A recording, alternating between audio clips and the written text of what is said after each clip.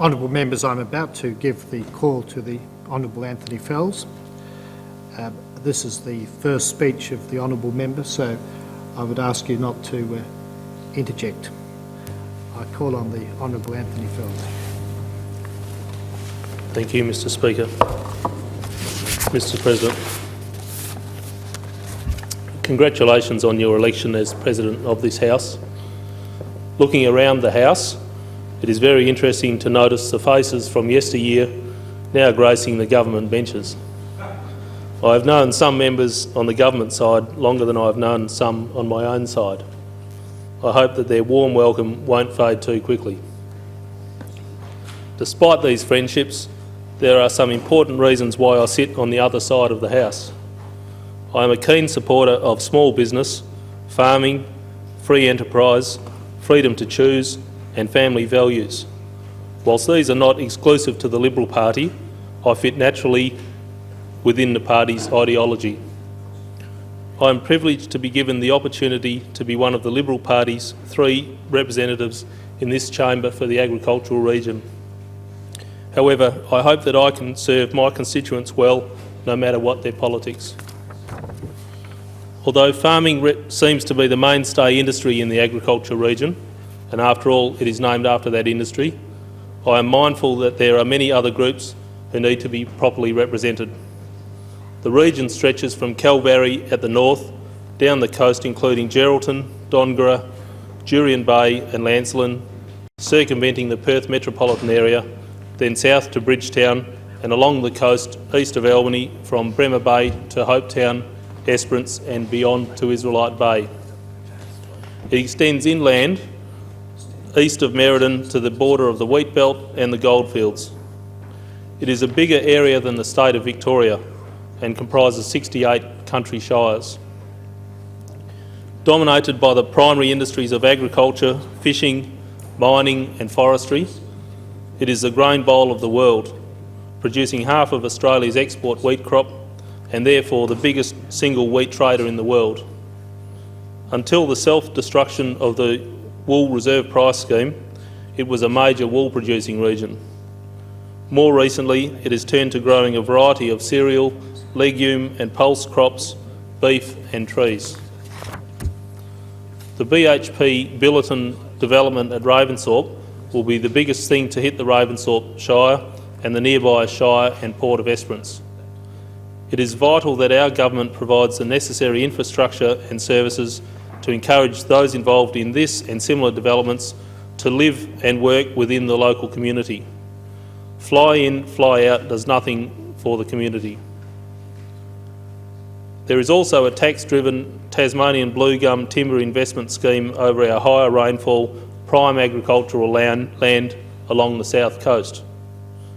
I have no problem with a company or individual buying prime agricultural land to start whatever venture or pursuit they think might be more profitable than its previous use. That is the basis of a free market. But when individuals and now corporations and now even the Commonwealth Bank, I note recently, are becoming involved because they see an artificial market and an opportunity to profit from unsuspecting investors who are getting little more than a huge tax deduction for their investment, then something is horribly wrong with the direction upon which our economy is basing its investment decisions. These are tax-effective schemes where investors don't understand the industry they are investing in and the investment decision is based on all the wrong reasons. It is said that Perth is the most isolated city in the world. There are many countries that are a great distance, there are many country towns that are a great distance from Perth, and of course they are even more isolated. Esperance is 750 kilometres southeast of Perth and our farm is a further 38 kilometres east, about the same distance as Perth is from Meekatharra. What is it about living in isolated areas that drives some to the point of despair? Esperance has been portrayed as a suicide capital. In a society as privileged as ours, why is it that young people die from suicide, more young people die from suicide than from road accidents? Why in such a fortunate country do we have suicide rates in excess of third world countries where ordinary citizens have so much less to live for?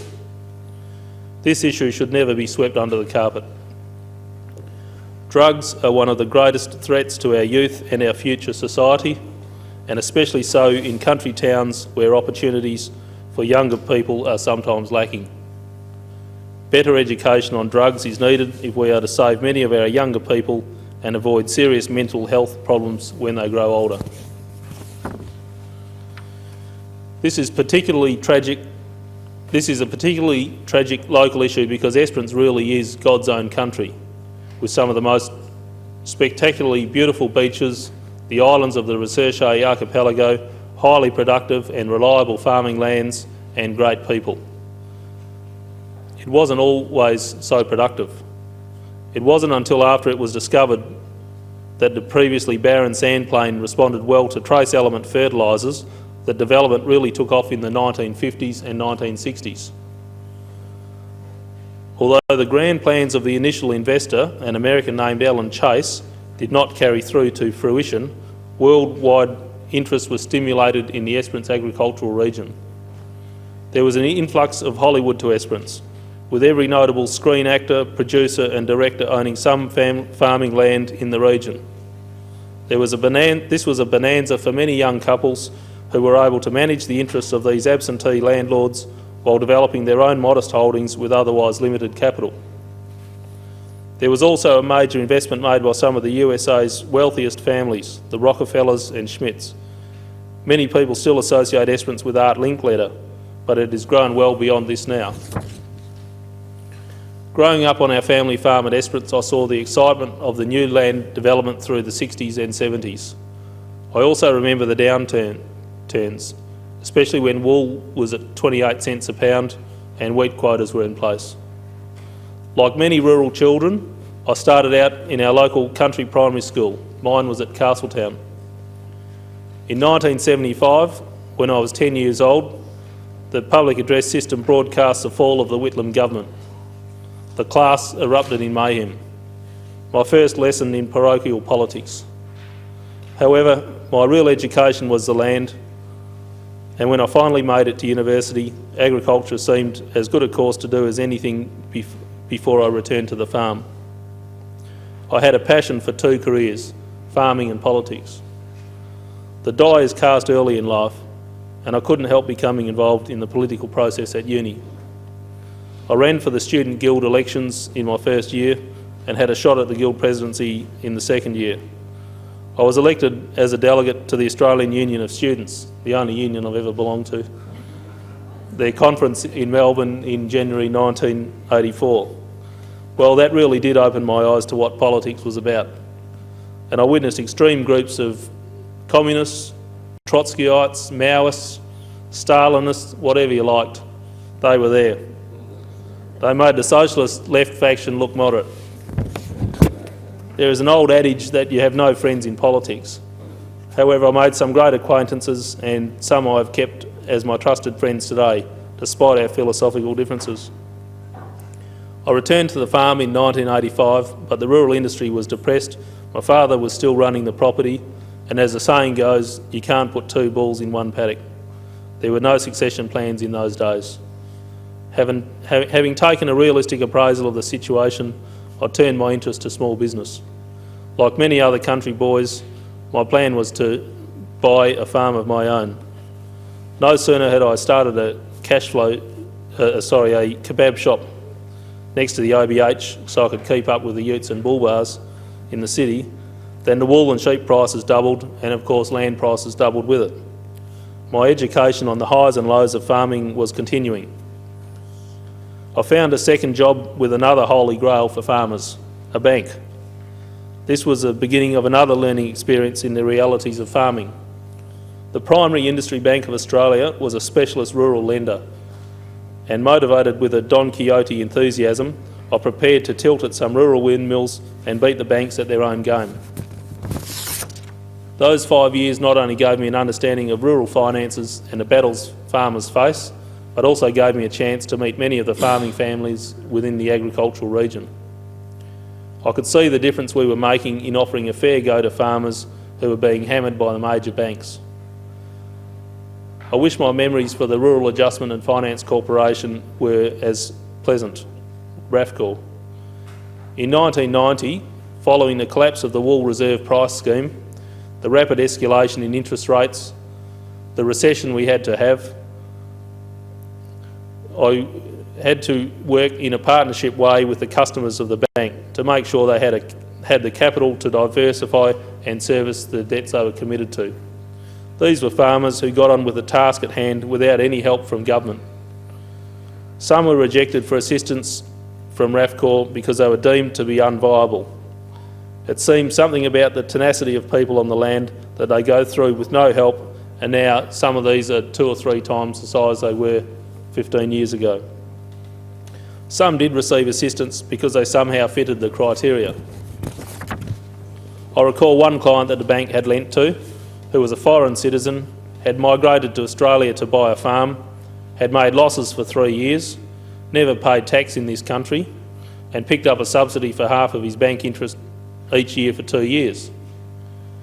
And who was the prime beneficiary of this government handout? The bank. The bank, who by this stage, and not our bank by the way, is charging the poor cocky the top overdraft rate, the top margin, penalty interest rates and fees, because he is now in default of his original loan. Mr. President, the old RAFCOR structure was a disgrace. It was administered under the Minister for Agriculture and had been set up as a lender of last resort. Well, you can imagine how some of these loans ended up with the state government having to decide if they would foreclose and have a mortgagee auction. Mr. President, this is when government policy changed from being a direct lender of last resort to providing interest rate loan subsidies. What a gutless bit of policy on the run. The government wanted to be seen to be doing something for farmers in need. Yes, interest rates were above 20% and they were the killer in the 90s, but we are now stuck with a pathetic band-aid treatment under some national scheme administered out of Canberra. Good luck to the farmer who has borrowed $500,000 and is inside the Shire boundary on the map they draw up. Too bad for the farmer across the road in the adjoining Shire who has no debt but still suffers from the drought or the decline in commodity prices. Mr. President, we have put in place a scheme that does not discriminate on the basis of debt level. We must put in place a scheme that does not discriminate on the basis of debt level, off-farm investments, Shire boundaries, commodity type or even industry. We need to do this in partnership with the existing bank, so that if the bank wants to help the client, they need to come to the party with a sensible margin and base lending rate. And when the farmer's position improves, he can pay it all back with interest, so that there is something in the kitty for the next farmer who may need it. And the government administering this at all times has priority security so that the taxpayer is at all times covered. In fact, if it is done properly, it should take minimal administration, give urgent working capital to fund whatever activity it is, be cash flow positive, and everyone is better off. We also need to prepare for the problems that will occur if rates rise, both in the city and in the country. The alarm bells should be ringing.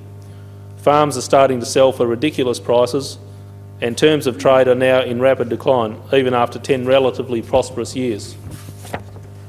Government regulation is grinding agriculture down. Dairy deregulation has been a disaster for dairy producers. The wool tax and reserve price scheme were a disaster. I believe that the government should not interfere with the market forces. Let the market decide. The Australian Wheat Board investment in Landmark from Wesfarmers will create a disaster if there is a major downturn in farming. Farmers who own the Australian Wheat Board now have all their eggs in the one basket. Statutory marketing boards were once a great idea, about 50 years ago, but require minimal interference by the Minister and should be allowed to continue while farmers have an effective input and control. Cooperative marketing and processing of the finished product is one solution. We need also to look at expanding new markets, especially in Asia, for pork, beef, lamb and other agricultural commodities. Indonesia is a very special market and improved relations with that country will be of a major importance to agriculture. And now let's turn to our manufactured agricultural inputs. What a disgraceful scam the National Registration Authority, or now the Australian Pesticide and Veterinary Medicines Authority, APVMA, has become. In my view, it is a system designed by multinational companies to ensure their continued control over patented products far beyond the expiry of their patent protection. This has particular relevance to the agricultural region. Currently, any manufacturer of agricultural chemicals must rightly have their products trialled and registered for product use. But what about the manufacture, repacking or importation of formulated products that are identical to one that no longer is protected by patent? Oh no, you cannot simply go and sell something over which a multinational no longer has a monopoly. You must go through the same procedure of registering your product and also the source of that raw material that you are using, even if this is the same raw material upon which an existing registration is based. But it doesn't stop there. Your manufacturing premises must be accredited by a third-party auditor. You must have the raw material manufacturer, often an overseas-based company, approved to supply. And you must have the overseas produced product to be an approved technical grade active constituent. And how much support do we get in Western Australia from this Canberra-based organisation? As far as I'm aware, there's one staffer from that agency in Western Australia whose job it is to go around prosecuting anyone who's in breach of those regulations. Mr President, these are just some of the issues and concerns facing the agricultural region today. I believe that my early days growing up on a farm in Esperance, my country schooling, my venture into off-farm small business and the resultant lesson in the unpredictability of rural costs, my later rural economic lessons through my time with the Primary Industry Bank of Australia, my unfortunate experiences with RAFCOR, and my extensive and often highly personal interaction with the primary producers of the agricultural region have given me a realistic understanding of the tenacity of the farming community and the towns which service them. I am sorry that my parents cannot be here to share my swearing-in ceremony and my inaugural speech, and I know they would both be very proud to have shared in this occasion. However, I do wish to thank the many people who have helped me to get here this day. Elections are a lot of fun, always good for losing a few kilos and stimulate the metabolism. Getting elected to this chamber is of course vastly different to campaigning for a lower house seat. On election night, I was very excited for Dr Graham Jacobs, who won the seat of Roe, a seat that I contested against the former National Party member Ross Ainsworth in 2001, who held the seat for 16 years. Dr Jacobs and I and 4 others all sought pre-selection when that seat of Roe was recreated for the 1989 state election. Prior to 1989, we had been represented by Julian Grill in the seat of Esperance Dundas and the Honourable Mark Neville in the Upper House. Both ALP members were respected in Esperance for their hard work, and I got to know them over the years through my mother's involvement as a member of the Esperance Shire Council. I also sincerely thank the Esperance branch of the Liberal Party, particularly Trevor and Colleen Stoney, Elva Cortis, Lee and Betty Warner, David and Ann Dwyer, Debbie Storm, Alan Matthews, David and Penny Smallwood, Phil and Helen Demden, Norval and Stella Watts, all who were tireless supporters, workers and organisers when I ran in the seat of Roe. Of course, the Liberal Party, Paul Everingham and the former State Director Peter Wells, Marcia and Philippa Sullivan in the O'Connor division, and its many good members, even those who have given me a hard time over the years to get here. These include John Carstairs, Greg and Fran Weller, David and Kathy Lovelock, Brian and Marlene Mayfield, Ellen and Eva Cole, Hamish Purser, Rick Mincherton and Ian Hall. Also, especially those branch members and delegates within the agricultural region, thank you for the trust you have placed in me. I also acknowledge with pleasure my running mates, the Honourable Bruce Donaldson, the Honourable Margaret Rowe and Brian Ellis, who was 4th on our agricultural ticket. Also Kevin Judici, Jamie Edwards, Gary Snook, Jamie Falls and Dr Graham Jacobs, Murray and Meg Nixon, Bill and Leslie McNee and family, and everyone who has assisted in our election. The Honourable Wilson Tuckey and Jennifer Tuckey, Senators Ross Lightfoot and Winston Crane, the Senator-elect Judith Adams and Kevin Prince generously came down to assist in the Roe campaign for me in 2001. the Honourable David and Mrs Mary Louise Wordsworth and family, whose encouragement has been appreciated over the many years. My neighbour Bruce Wilson and his wife Frida, who was a great inspiration from when he arrived in Esperance in 1968. Father Kevin Glover, who was not only our parish priest, but an outstanding entrepreneur and mover and shaker within the Esperance community. Fathers Bill Uren, who was rector, and Father David Strong, vice-rector at St Thomas More College, one of the most difficult jobs you could ever imagine, with 200 university students living together. Although I never graduated, I was a student delegate to the UWA Professorial Board and would like to thank the Sub-Dean of Agriculture at that time, Professor Alan Robson, and Politics Professor Peter Boyce, both outstanding academics who followed my student years in those days. Tony Moore, who kept a good eye out for me as a child and young man and always maintained a close interest in what I did. Jim Sampson, distinguished former Liberal Party President and Esperance farmer, who told me that you will always regret the things you never did. Peter Lauder, who was our family accountant and friend for many years, and Dr Peter Arnold, who has always provided advice and assistance whenever needed. My grandmother, who has 66 grandchildren and almost as many great-grandchildren, and cannot be here because she is recovering in a Melbourne hospital after a broken hip. She turns 87 next week. Mary Ann Vitale, who has been a great advisor and counsellor to me over many years. To Melissa Henry, Karen McDonald, and the volunteers of Halo, Helping All Little Ones.